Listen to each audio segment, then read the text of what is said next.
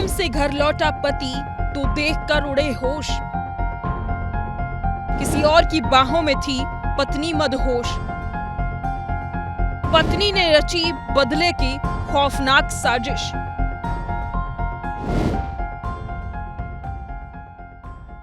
कभी नीले ड्रम वाला खौफ तो कभी हनीमून पर हत्या वाली साजिश। सोनम रघुवंशी की खौफनाक साजिश की पूरे देश में चर्चा थी, लेकिन इस बीच फतेहपुर से एक हैरान करने वाली खबर सामने आई है। ये ऋतिक यादव और सुशीला यादव की 2 साल पहले हुई शादी की तस्वीरें हैं। लेकिन अब ऋतिक के साथ कुछ ऐसा खौफनाक हुआ जिससे उसके होश हवास खो चुके हैं। दरअसल ऋतिक कानपुर में लोडर चालक का काम करता है। पत्नी सुशीला के कहने पर वो उसे कानपुर ले जाकर रहने लगा। 16 जुलाई को ऋतिक जब अचानक घर पर लौटा तो उसने सुशीला को किसी दूसरे मर्द के साथ आपत्तिजनक हालत में स्थिति में देखा। हमारे लड़के के साथ हमने उसको समझाया भी, रात में उसने मेरी बात नहीं मानी है। दोनों ने सिर्फ यही बात बोली है कि मतलब एक दूसरे के ऊपर लेटे थे, कपड़े उतारने जा रहे थे, लेकिन हमने उनको एकदम नंद अवस्था में देखा तो उन्होंने हमारी बात को ठुकरा दिया। फिर भी उसने हमने उनको सिर्फ समझाया ही ना, हमने उनके हाथ छुड़ाया ना कुछ छुड़ाया उनको। वो तो अपने सुबह उसको लेके वाइफ को अपने यहाँ चलाया फतेहपुर में लोनी पावर हाउस के पास से। रात में उसने मुझसे काफ़ी माफ़ी मांगी, लेकिन मैंने इतनी बात कही कि जो ऐसा करेगा उसको वैसे ही ऊपर वाला दंड देगा, मुझसे इस चीज़ से कोई मतलब नहीं है। वो बगल वाली आंटी ने मुझे चाय दिया और खाने के लिए 4-5 पूरी दी। उन्होंने मुझे खाना भी खिलाया।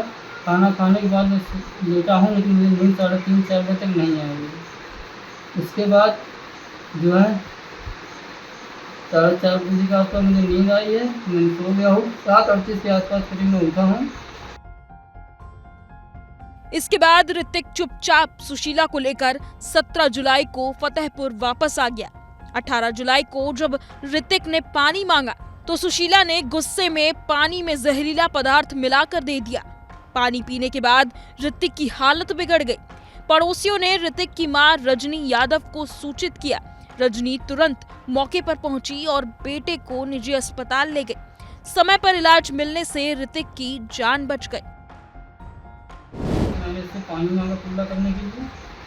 मुझे पानी की तकलीफ लगा, मेरी बीपी डाउन हो गई। 3-4 दिन से मैं सोया भी नहीं था, ना ही मैंने पेट भर खाना खाया था, क्योंकि दोनों कानपुर में थे। 2-3 दिन साथ में तो उन्होंने मुझे 6 बजे के आसपास खाना बना के सुबह मॉर्निंग में दिया था। काम में आता 2:30 बजे, मुझे 2:30 बजे के बाद भूख किसी भी नहीं रह जाती है। 3-4 दिन से ऐसे भूख आते, गाड़ी कर थी, मुझे और थकावट हुई थी मेरे को।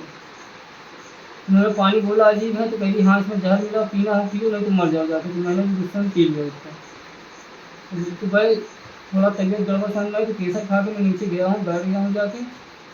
वहीं बैठक के पास बैठ गया हूँ जाके। बैठक के पास बैठा था, 1-2 बार आंटी बोल की पलटी हुई, मैं ऊपर आके सीढ़ी के पास चबूतरा टाइम बना, वहाँ लेट गया। तो भी बगल वाली आंटी ने बोला कि इसने क्या खाया, तो वो औरत बताती है कि गैस की दवा इन्होंने खाई है। गैस की दवा में उनको आंटी ने ये बात कही कि गैस की दवा में इतनी पलटी नहीं होती, ना इतना आदमी तड़पता है। जब आंटी ने बात समझाई तो वो मेरी बात नहीं मांगी। लाली लिपस्टिक कर रहे थे। लाली लिपस्टिक करने के बाद उसने अपने कपड़े पहने हैं। जब मैं नीचे जाके ऐसे सब कपड़े उतार के चड्डी उड्डी पहन के नीचे जब मैं लौटने लगा हूँ, सब आदमी में आस पड़ोस के आदमियों ने देखा है। उन्होंने बताया कि इसके मुँह से काफ़ी गंध आ रही है, इसने कुछ खाया, इसको किसी ने कुछ खिलाया या इसने कुछ खाया हुआ है।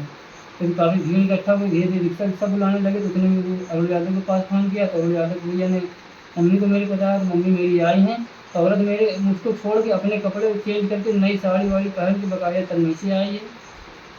मेरे को रिक्शा में बैठा के ले गया है वहाँ राधा नगर तक। तब मुझे तक वहाँ तक की बात ध्यान थी, उसके आगे मुझे बात ध्यान नहीं। पत्नी ने आपको जहर खिलाया। हालांकि घटना के बाद से सुशीला फरार है। अब ऋतिक की मां रजनी यादव ने राधानगर थाना प्रभारी को शिकायत दी है, लेकिन पुलिस ने अभी तक ना तो मुकदमा दर्ज किया है और ना ही आरोपी पत्नी को गिरफ्तार किया है। ऋतिक की मां का कहना है कि जिसके साथ बहू के अवैध संबंध हैं, वो उसकी ही बहन का लड़का है। हाँ, बेटे ने मुझसे फोन करके बताया कानपुर में था, तभी जब उसने देखा मुझसे कहा मम्मी ऐसा ऐसा मैटर हो गया है। तो हमने कहा कि बेटा चलो जो होगा उसको लेके यहाँ चले आओ घर पे। तो लेके यहाँ चला आया गौरीपुरिया में, यहीं अपने दोनों थे। हमारी कोई बात फिर हुई नहीं है। फिर सुबह ने हमको संदेशा मिला। आपकी बहू ने ही दे दिया है जहर? हाँ, बहू बेटा जब चेत में आया तो बताया कि मम्मी हम पानी मांगे हैं, तो पता नहीं क्या घोल के दे दिए। मेरी बीपी लो थी, मुझको कुछ समझ में नहीं आया, मैंने पी लिया। तो मुझे जब चक्कर अक्कर आया तो नीचे गए गिरते पड़ते, तो मोहल्ले वालों ने देखा तो उन्होंने फ़ोन किया मेरे पास। तो आपने राधानगर थाने में शिकायती पत्र दिया, क्या चाह रही हैं?